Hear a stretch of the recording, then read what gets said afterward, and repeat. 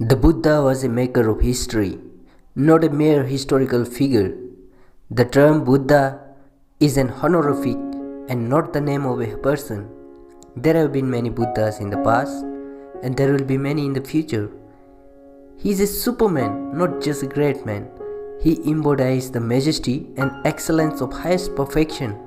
Literally, the term Buddha means an awakened one who has awakened unto truth by his own discovery, attained unaided.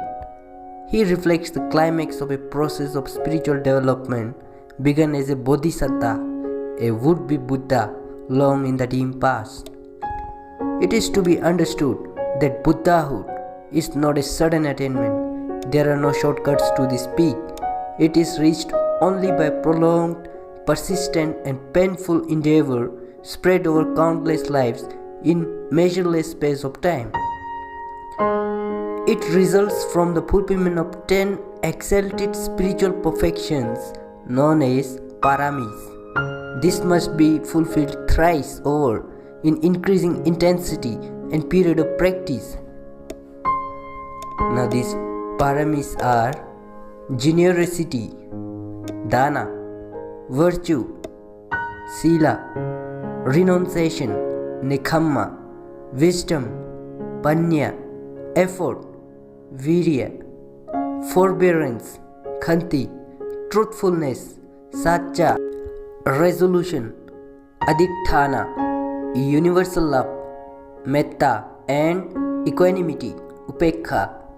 When these spiritual excellences are perfected, one has acquired the capacity to become an arahat. That is to say, one has gained the necessary spiritual maturity and strength by means of which one can undertake the final assault upon the supermundane peak of arahanthood. By coming into contact with the Buddha, his teaching Dhamma, or his holy order of enlightened disciples, Sangha, when he plunges himself into the practice of vipassana and cultivates the necessary samadhi, meditative absorptions, and the intuitive insight leading to the supermundane states, Lokuttara Jnana, he becomes an enlightened disciple and is liberated from the bondage of phenomenal existence, that is, samsara.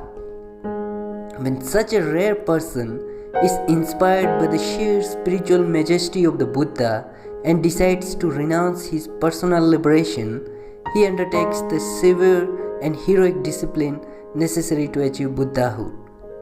At this great moment of unsurpassed renunciation, a precondition to achieve Buddhahood, if he is blessed to receive the consecration of a Buddha, it is then that he enters into a unique path. He embarks upon that incomparable path of a Bodhisattva, a consecrated would-be Buddha.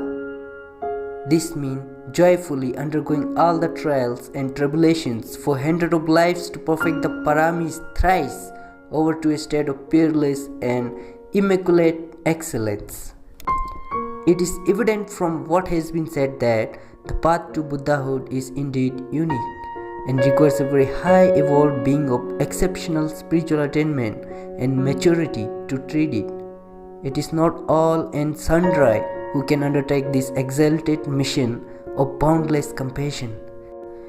It would be appropriate to examine how the 10 paramis are brought to fulfillment in the 3 specific order of enlightenment, namely enlightenment of the arahat, that is arahat bodhi, enlightenment of the individual or hermit Buddha, that is pacceka-buddhas, and enlightenment of the supremely enlightened Buddha, that is Samma Sambuddhi.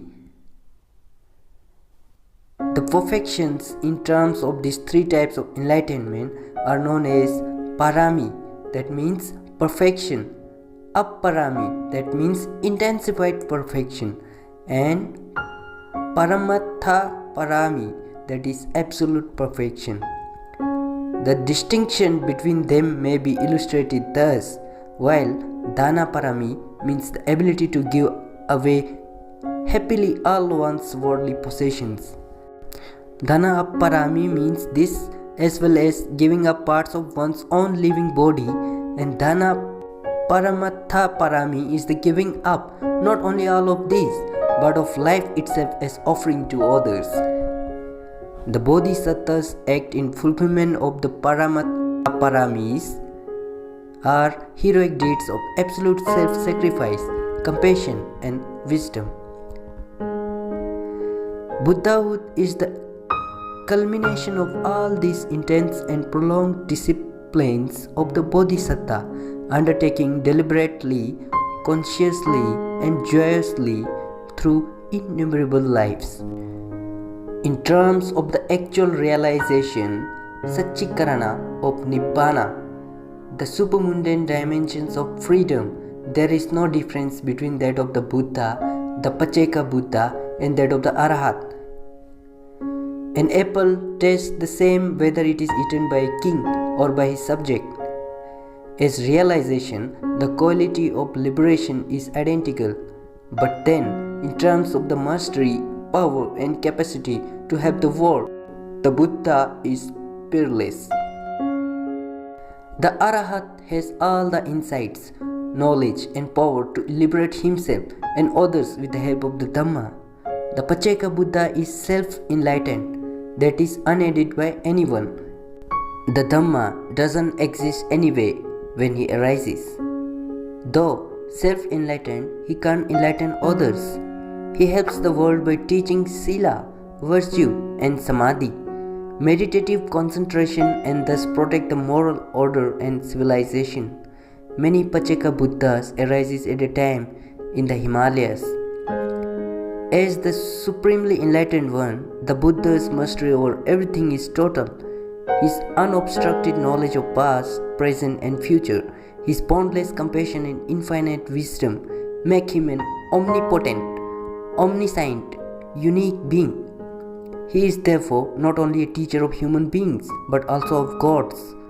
He is the enlightener, Buddha, and the savior of the three worlds, Tilokanatha, and therefore the blessed one, Bhagava. The Arahat achieves liberation for himself through the Dhamma of a Buddha.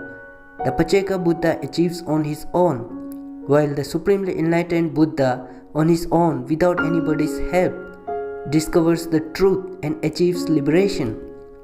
Having thus achieved his own enlightenment, he enlightens countless others.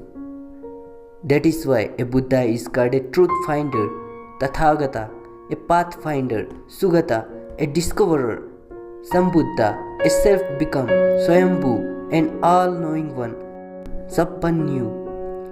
Since the Buddha made his conquest of the summit of spirituality for the first time and opened it all to make similar assaults, he is called the victor, Jina. Just as the sun, being self-luminous, illuminates the world, even so the Buddha, the spiritual sun, is not only an enlightened one but an enlightener.